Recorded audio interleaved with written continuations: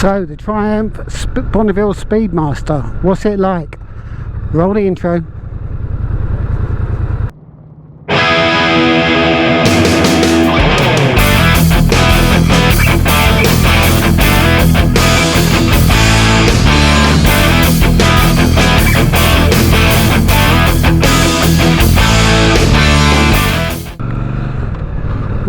Morning, and welcome to a beautiful day in the south of England. And today I'm out on the Triumph Bonneville Speedmaster, and it's not a review, it's just my first impressions. I've been out riding it for about an hour, and I just want to give you my initial thoughts and what I think. So as you know, I normally ride a Harley Davidson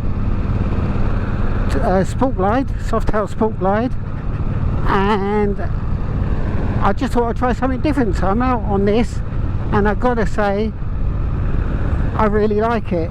I really enjoy it.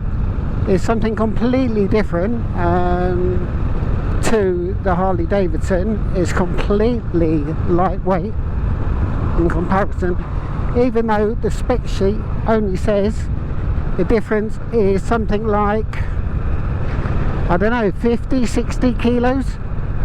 So it's not a huge difference, but it makes a hell of a difference when riding. It is so limber, so lightweight,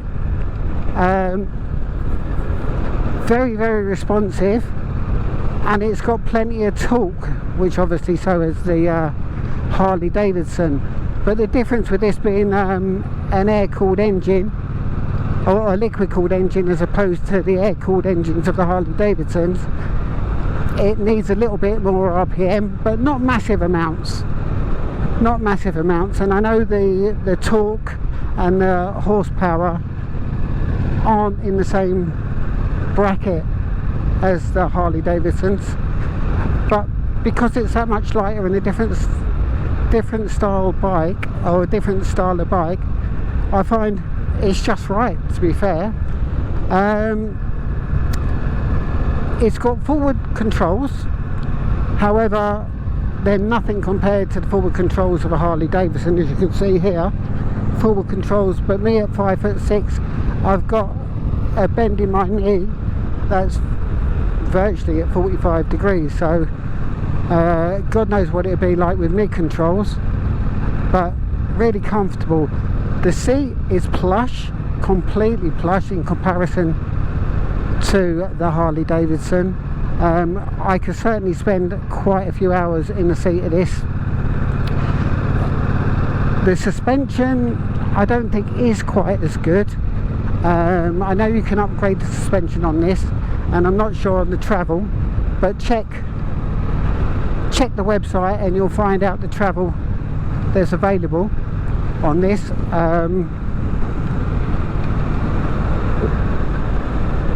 But is fine for the type of riding it's designed for.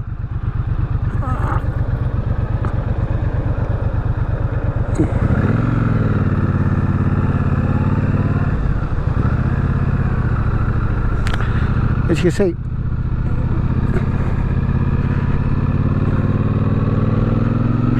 really nimble going around corners.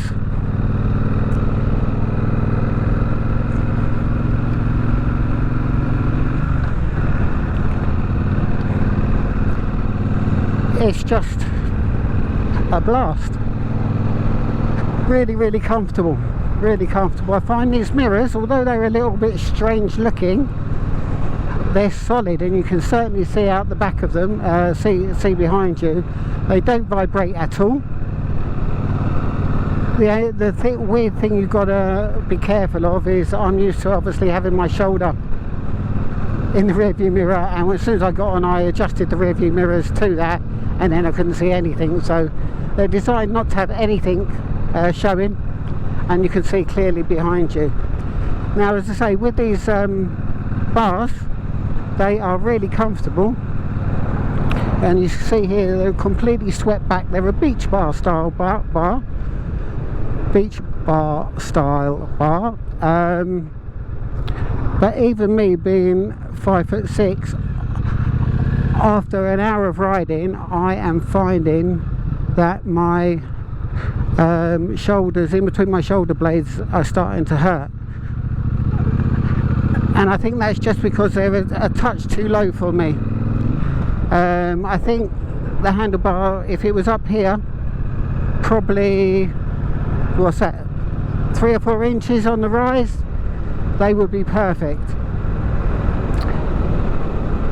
So plus points on this comparison to the Sport Glide. It's nimble, it's lightweight, it's comfortable. I think it is more comfortable than the Sport Glide. Certainly better on fuel consumption, from what I understand, but it has got a smaller tank, so the range would be less than the Sport Glide. Now this obviously isn't designed for mini tour. It's not a mini tourer, although it's a cruiser style bike. It's not a mini tourer as is the Sport Glide. So if you're looking to go on trips, on this long distance trips, I think you'd struggle. One, because there's no wind protection, and two, obviously with regards to the luggage capacity, there is none. I know you can get some leather luggage bags on this, but they're nothing in comparison obviously with the clamshell bags that you get with the Sport Glide. But anyway, let's come away from the Sport Glide and have a look at this bike in itself.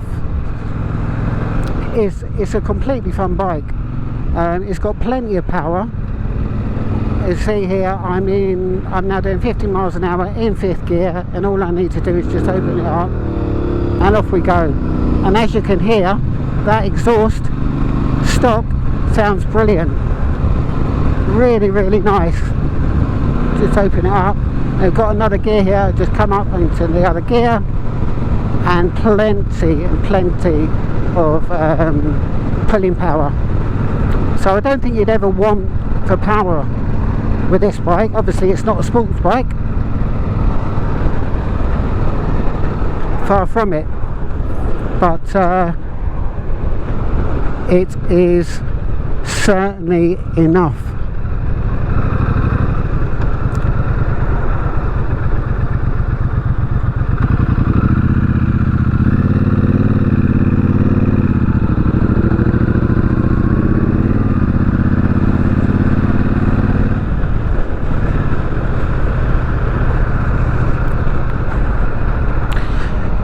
But the beauty of this bike is, I think, the looks, the classic styling of the bike.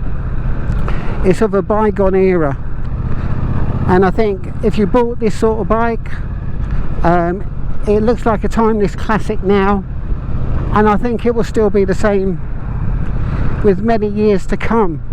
I think what you'll find is this style of bike won't depreciate like most modern bikes, because of the styling, because it does give you that bygone era.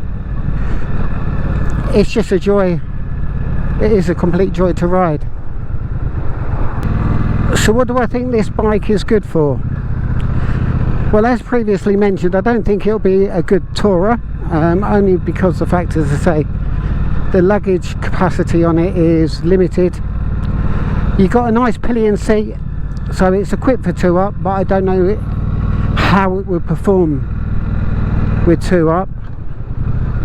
That said, obviously it's got enough power to do so, so you could do it, but not for long distances. So touring, it's doable, but I think it would get a bit tiresome without wind protection and without any storage. But for everyday riding, you could commute on this bike easily enough. I've been through the town centres on this, through quite heavy traffic, and it's a breeze to filter on. I've been through some twisties in the North Downs of Surrey, and again, easy. The handling's really good.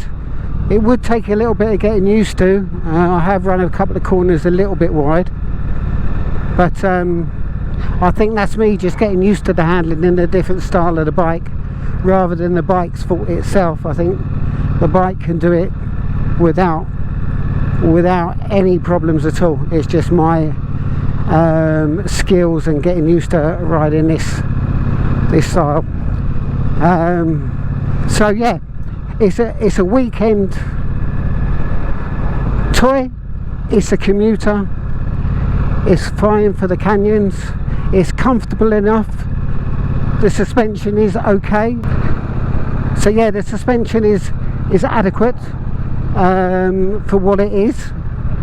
It certainly does the job for what this bike is designed for. Could it be better? Yeah, it could be, but as I say, it's not really a performance machine. So I don't think you can really throw the criticism at it for not being a performance bike, because that's not what it's designed to do. It is what it is. It's a classic cruiser, and it has really surprised me. I didn't know if I was going to like it or not, but yeah, I do like it. Would I consider going for this type of bike over my Sport Glide? It would be a tough decision, because I say it depends what I want to use it for. Because at the moment the Sport Glide does everything well, but around town it's a little bit cumbersome, where that's where it excels at. So if I'm going to do more touring, I think I would stick with the Sport Glide.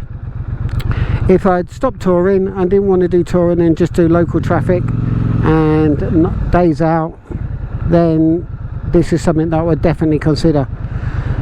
I certainly would consider this option, and I think it starts at around about £12,000 at 2023 in the UK for the base model. But again, you can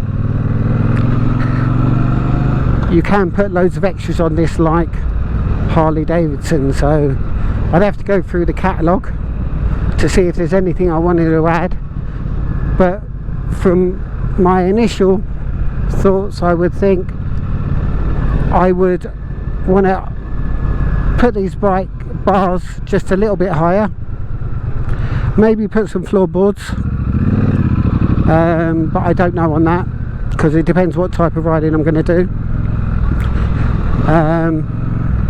And then I would just wait and see, to be honest.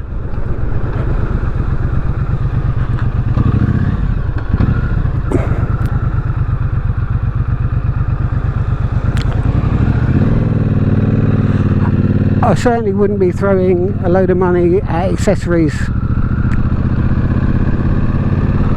on this from the shop floor. I wouldn't do it, because I've done that before, and not that I regret it. I certainly don't regret it, because the Sport Glide, I have it just as how I want it now. But if I ever looked to chop it in, I would never obviously get that money back. I'd have to take most of the bits off and sell them privately. But yeah, for a different riding style, I would certainly consider this, and I would strongly recommend you get down to your local Triumph dealer if you're considering this type of bike, which you must be for looking at this video, and throw your leg over it and get out on it, because it's fun. It's definitely fun. It's something I would recommend, and I don't think you could go far wrong if you were looking for an everyday cruiser. Certainly not.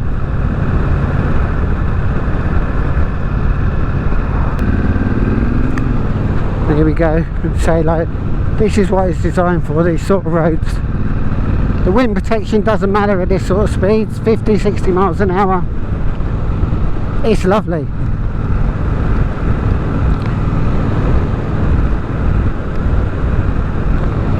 We open it up, straight road,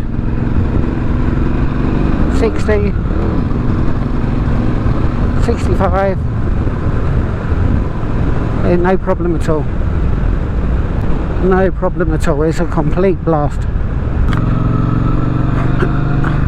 The things I've got to get used to is non-cancelling indicators.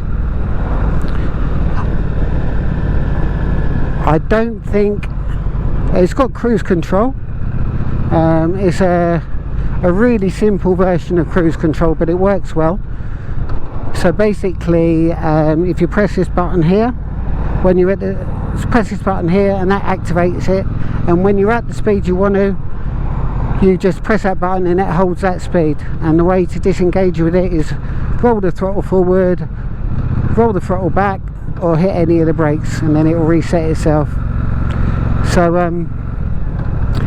it's quite, I say, really easy to use. It's got two modes. It's got road mode and rain mode,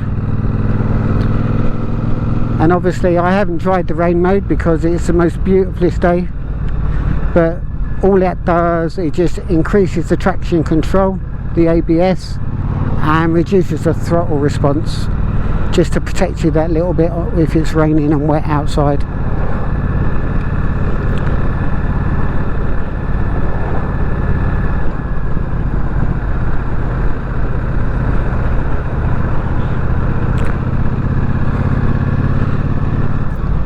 Another thing, it hasn't got keyless ignition. It has got a key, which is put in down to the right hand side on the engine, which I find a little bit weird, but again, something you would get used to, fairly straightforward. So yeah, not an issue, just something you would need to get used to and not walk away from the bike and leave the key in it. After being on the Harley Davidson, and keyless ignition is something you need to be a little bit mindful of.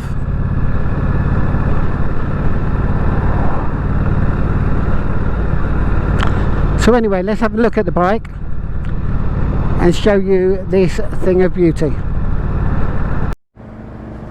So here it is, the Triumph Bonneville Speedmaster, and I've got to admit, it has sort of blown me away. As you know from my riding history, I've never ridden a bike like this. The latest one is a Harley Davidson Sport Glide, and I've got on this, and it's so nimble, so light. I think it weighs about 60 kilos less than the Sport Glide, but obviously it's a lot less substantial bike. It hasn't got the panniers and stuff like that, and it's a 1200cc liquid cooled engine.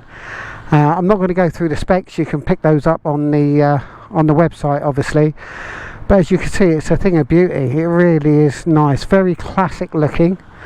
The riding position is really nice. However, the bars, they're swept back at you, so me being 5'6", they're positioned just right. However, they are a little bit too low, so I would want to rise them up maybe 2 or 3 inches,